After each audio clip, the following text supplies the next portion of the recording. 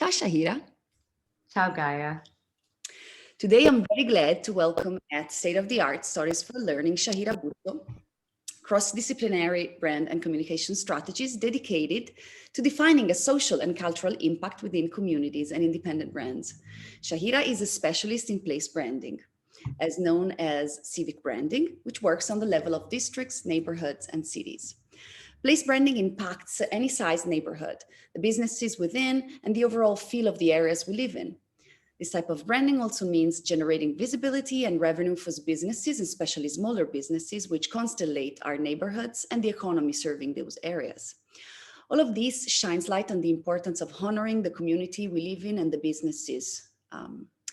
Place branding deals with social responsibility and ultimately economic sustainability. It is indeed something much bigger than oneself. So I would like to ask you, Shaheera, what is place branding and how is it similar or unique to other types of branding? Thank you, Gaia. So place branding is also known as civic branding. I like to call, I think it's commonly searchable as place branding because it has like a more community, like diverse feel. Civic branding, I think, has more of like a political undertone to it, but it's just a way of kind of diving heavily into a community, a neighborhood, a street, district, whatever your city is sort of made out of. And, if you're a branding specialist, what you're going to do is do a deep dive into their history and their culture. When you said you're honoring your community, you're really trying to understand the movement of the space. You're trying to understand the people who live there. You're trying to understand the businesses that have been there for a long time. And then you're also in the process of doing that, you're trying to create a very respectful narrative and story around the street. So you could then turn it into an actual sort of brand, quote unquote, just like you would with maybe a product or an organization or an actual company or something. But there are a lot of nuances around doing it around place branding because you actually are, you're taking into account the people who actually exist in that space. But it's a really fun activity, I think, and a fun venture to go into if you're interested in it. But I also, from that standpoint that it can be very exciting, it could also be very challenging because you have a lot of people who have the right to have an opinion because this is where they've lived for many years, or they are bringing their families into it, or whatever it might be, migration styles. And then the stakeholders are the people who are not just the people who own buildings or businesses. They're not just the people, the authorities around the street who make decisions for the neighborhood. They're not just the people who are like the politicians or civic leaders. It's mostly, I would say, like you have to really tune into the people who live and thrive there and who have created the community around it. And you want to look at where these, let's say it's a street, you want to see where it's been for many years, if it has been, and you want to actually go and do the research and find the evolutions that it's made. And then you want to see where it is right now, and then you want to see where it will be, but you want to be very realistic about it. And you don't want to create sort of like a dream vibe that's just coming from your agency. You want to really survey and understand the client, which is all these people. So pretty much it goes hand in hand with management.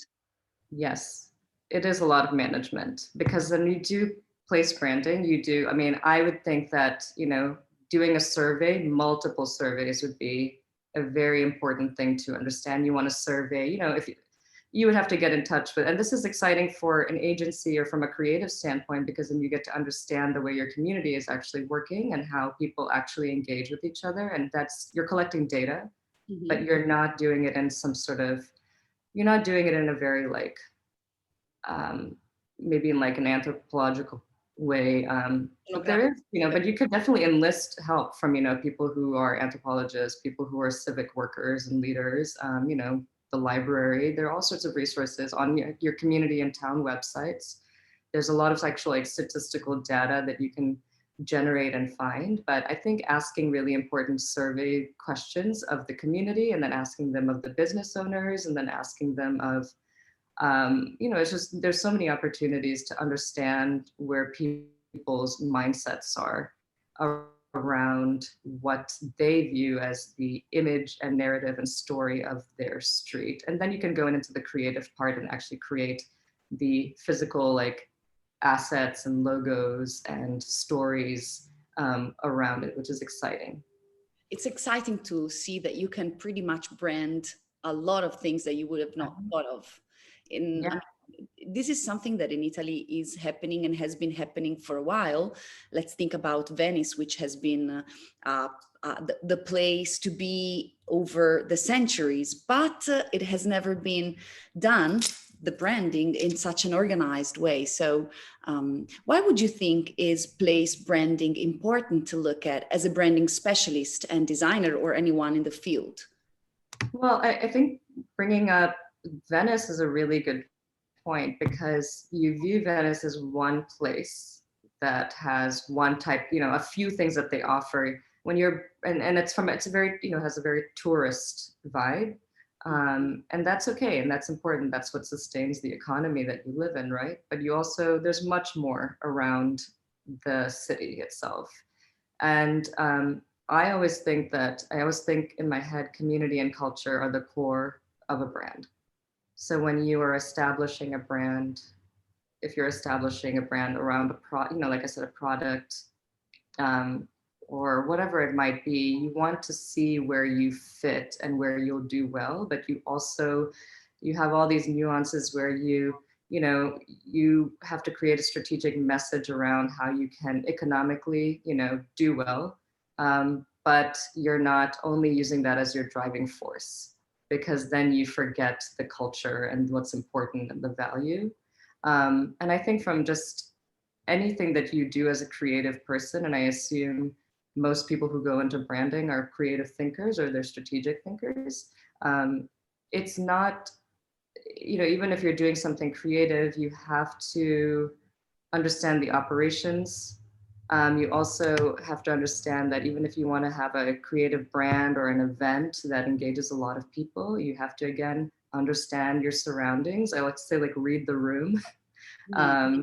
And I've been involved in so many different cultural and creative events and engagement and, community programming. And, there's no, I just think that understanding where you are in the world, is especially where you are fixed and located, is the best way to understand what stories should be told around you. If that makes sense. Absolutely. Also, place branding doesn't, it cannot be as much dematerialized as instead many brands can tend to be at the moment, because a place is physically there. So you will have to eventually go there, even if only digitally, but it will be related to the physical appearance of that place more than other brands that sell products or services that don't necessarily have to have a brick and mortar store, for example, to sell them. To sell a place, you need to visit it, I'd say, but maybe I'm wrong. I'm still trying to understand. Yeah, you're not wrong, because, and so, well, the other thing is, when you are, with an agency or whoever a street employs or hires or chooses to do their branding, you can't look at it just to how can we stimulate the economy, because then again, you lose sight of what's always really important. And then when you do the branding around a street, you have to be very, very careful, because once you finalize a message, a logo, and all these things, it's really difficult to kind of reverse and take it back. Yeah. Because it's actually spread, and that's how you'll be known in your community, and then for people to know you outside of the community. So it's more difficult, and when it's done in haste, you upset a lot of people. Whereas I think if you're a brand, and doesn't mean that, once you're ready to launch, you have some time to test it out and see how people respond to it. So just like you would do with a physical product or actually, like, a different brand, you should do the same thing and share with your community different versions of what you're working on behind the scenes that you'll be using to finalize their story of their place. But it's difficult because that's how you're going to be known. And then the small businesses are the ones I think we can, I think a lot of your students will probably work with a lot of up and coming businesses, brands like, that probably don't have a lot of resources Right. to sustain themselves. And we learned in 2020 the importance of sustainability, not only just as a world, but as a company, even in your homes. How do you sustain yourself as a small independent owner of a company? And it's, I think, for people who are going into branding, understanding the full scope of running a business is actually should be a very exciting venture to learn about. Even if it's the things that seem boring, like, signing up for a Google business page and having newsletters and having signage and things like that, and understanding how to use a payment processing system. These Right. are all things that create your business and create sustainability. And so, but it's exciting to work for a small business because you have an opportunity to help them grow from the ground up. You really make a So difference. you make a huge difference, and it is really special because those are the businesses that really stimulate your economy for the long run. And that's why place branding, why I became so interested in it after working, with fashion designers and like in my city, and then also like being very heavily involved in more like creative arts. Mhm. I just figured there's nothing, you can't have any of these things if you don't have a place to put them in and if you don't have a community to support those things. So that's why They would place be more. branding became huge. Yeah. And I also think from the social activism, which you brought up earlier, it is very exciting, I think, for our world right now, is everyone feels very energized and they feel very motivated to engage with each other and help each other out. And they feel really good to support local. And I see more and more people actively engaging in their community and helping them thrive, going to public meetings and just being more involved. So I think if, people decide to look at place branding as a thing to specialize in, that's actually a very, very exciting venture to go into now. And it is sort of, I think it's becoming more and more, the words are becoming more and more relevant. You can find more resources now in books around place branding than you did before. Interesting, and very interesting for my students who are Italian or those who are not Italian but live in Italy, because in Italy this could be really interesting. In general, actually, it is, and it's interesting for what you were saying about how brands are also becoming active under many social perspectives and giving them a place to resonate in, giving them a community makes me understand more why an incredible woman like you will go into place branding, because it does make a difference on many different levels. So it does make a difference for brands that sell products and services. It makes a difference for people who live there. It makes a difference for smaller businesses. So you are actually working vertically. But we have been talking about the softest part of it. So we've been talking about creative, passion-driven endeavors. What about data-driven decision making? How important is data-driven decision making within place branding? So I said earlier, you can find data in different ways. So you could do it through search. It's incredibly important for something like this because you have a few pillars that you're looking at when you're branding. Let's say you're branding a town or a district or even two blocks. However, that's translated around around the world. Because you need to understand the dynamics of that area. You need to understand even like what the crime is like. You need to understand just even like what people need as far as like trash, like picking up trash. You need to really look at the full scope of it, and it may not seem glamorous at all, but those are things that you can, if you're like, okay, well, let's say I want to create a creative arts district or a few blocks. What do I need to do for that space? So you need to understand like what the crime rate is like. You need to understand if there are actual shops that are open and closing. You need to understand if the people who live there even want what you're trying to give them, first and foremost. And then you also have to find the resources and the people who are able to help you actually organize these structures. You can also look at like historically has putting a creative an arts district, has that ever worked in this place?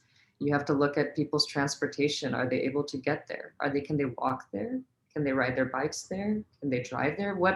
How do you make it open to everybody, but also keeping it locked into one kind of bubble or pocket of your city?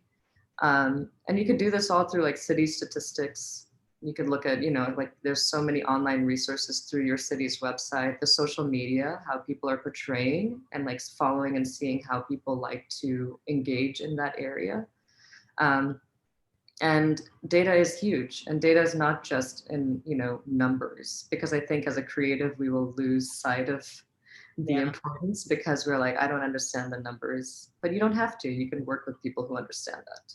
Yeah. There are people who are generally, who's the point of contact for that area that you're trying to, who has most likely employed you to brand for them. They'll be your resource. So I don't think you don't need to be overwhelmed as a creative or as an agency in the process. You just need to kind of focus on the overall big picture, and still obvious, and then you need to be engaged. You need to go to like public meetings and things like that, so you can really understand what people are concerned about, what they're wanting to open and close in their cities. So there is a lot of data, but I think the surveying part is really important. And there's a lot of psychology too around branding. When I worked for a district for a while, and a lot of people didn't want to see police on the street. They didn't want to see cameras, surveillance cameras. They didn't want it, but they wanted really nice lighting. They wanted bright lights, and they wanted music. They wanted to fill areas where there might be pockets of crime with just visual changes. They wanted more murals, they wanted more gardens. And a lot of these things have a huge part of branding because it creates a different psychology around how a place is treated. So there's also that when it comes to it. There's a lot of like beautification that you could do on a street that could change the psychology and mentality of the actions people make in their neighborhood. So we can say that I hope I understood. Yeah, absolutely. We can say that data-driven decisions not only involve quantitative decisions and quantitative data, but also qualitative. So also how people feel in a specific place and why making them feel better could actually help branding the area in a better way. Yeah, and there's a lot of diverse activity that happens in any city or neighborhood.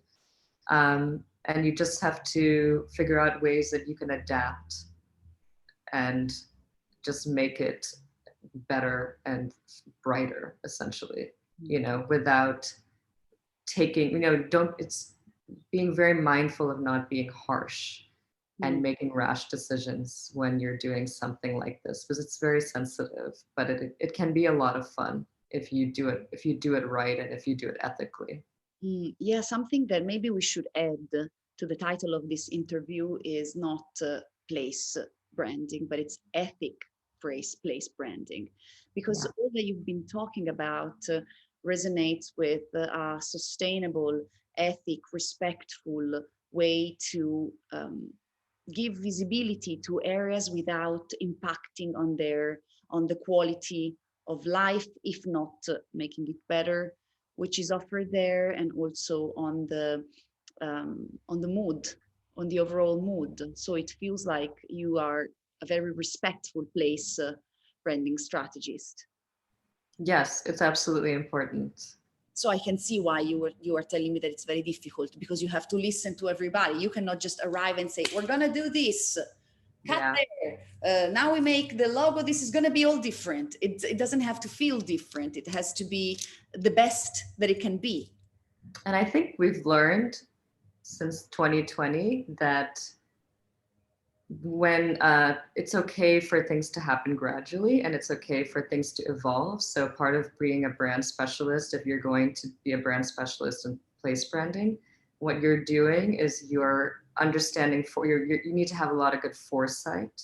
Yeah. And you also really need to know how what you're creating is going to evolve. And I think that's where there's a lot of fun involved, actually, because then you can look at all these different fibers and aspects of what you're creating and how they could benefit all different types of people. And I think and let's say you just work on one place branding project as a brand specialist, it's going to help you understand, I think, every type of branding that you do, because you will understand the full scope of who you're reaching out to in every different direction. And I think just from an economic standpoint, there's a lot of sustainability involved in that, and inherently a lot of you're listening a lot, which is really important, and you're becoming more and more aware. So I think that's what branding looks like to me now. People are just like, instead of trying to please everybody, they're trying to have a focus and pleasing everybody in just different ways. And that's where that foresight and strategic planning comes into place.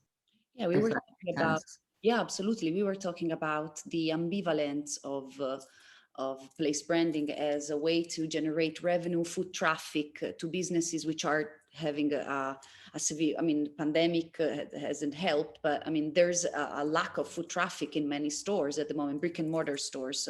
Mhm. So on one side, place branding deals with generating revenue for small businesses.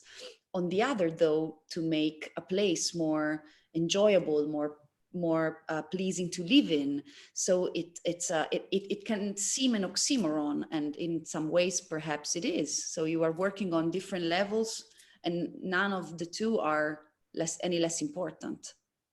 I think you bringing up the quality over quantity is really important to always think about, because yes, like with a very heavily trafficked tourist city, where there are many where you live, Yeah. you also want to bring quality, and you want people around the world and the tourists and the visitors to really understand like the richness of it, not just where you can shop. But that's important too. So there's a really interesting balance that you can only strike if you just take your time to dive in and understand, and you just have to you really do have to have fun with it, even if it gets really serious, and or you That's get very all poor serious. feedback. Yeah, it's still good. So I think it's a great. It's just I'm excited, and I would love to see more and more opportunities for people to get involved in place branding or just a venture like it. Shahira, this is really interesting, and I'm really thinking about how this has been done or hasn't been done in the cities of Italy, which I know and where I've been living or currently live. And it's interesting that it is very different for certain reasons. It is very different from what you are picturing happening in the United States. So definitely there would be need for professionals like you over here. I But think it's you know I there's would be everywhere. excited. Yeah, I think I think the more this type of industry is recognized, Mm. it just will give so many people opportunities to, I hope, just I think it will give so much expansion to people, and they will want to travel more and understand more, and they'll look at everywhere they go very differently. But that's me being also kind of a dreamer, but but there's nothing wrong with that. You have to be a bit to do this work. Absolutely. Shahira, grazie mille. This was really, really interesting and resonating. Thank you so much for having me, Gaia. Grazie. Grazie. Ciao.